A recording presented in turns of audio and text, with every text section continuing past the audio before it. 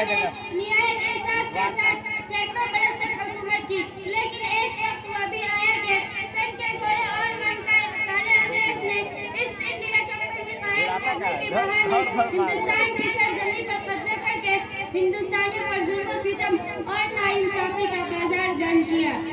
ایسے وقت میں انگریزوں کے خلاف سب سے پہلے فتویٰ دینے والا شخص شاہ عبدالعزیز محدث دہلوی رحمۃ اللہ علیہ تھے۔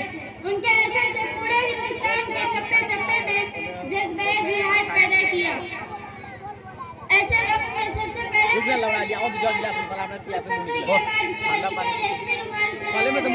تحریک بالاکوٹ چلایا گیا، شاملی کا جہاد ہوا اور اس جہاد آزادی میں سینکڑوں علماء کو پھانسی دی گئی اور ہزاروں مجاہدین آزادی نے پھانسی کے پھندے چومے۔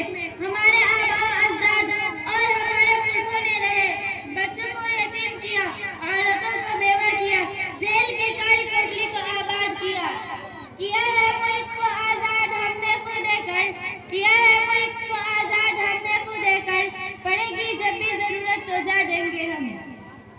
حاضرین مجلس، ان مجاہدین آزادی کی ایک بڑی لسٹ ہے جن میں ہندو بھی ہے اور مسلم بھی ہے۔ اس ملک کی آزادی میں سب نے مل کر قربانیاں دی ہے، چنانچہ ایک وقت وہ بھی آیا کہ ہندو مسلم مل کر ایک ہی پلیٹ میں کھانا کھایا اور ملکی اتحاد و اتفاق کا مظاہرہ کیا۔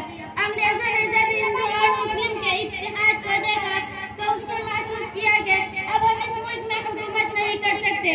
انگریزوں کے خلاف سب سے پہلے فتویٰ دینے والا شخص شاہ عبدالعزیز محدث دہلوی رحمۃ اللہ علیہ تھے۔ آئیے آج ہم اپنے ملک کو بچانے کے لیے اور اس ملک کی حفاظت کے لیے اس ملک کے اتحاد و اتفاق اور پیار و محبت کی ضرورت ہے۔ یہی ہماری ملک کی سب سے بڑی خوبصورتی اور طاقت ہے۔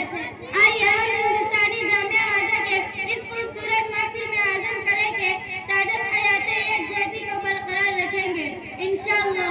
مذہب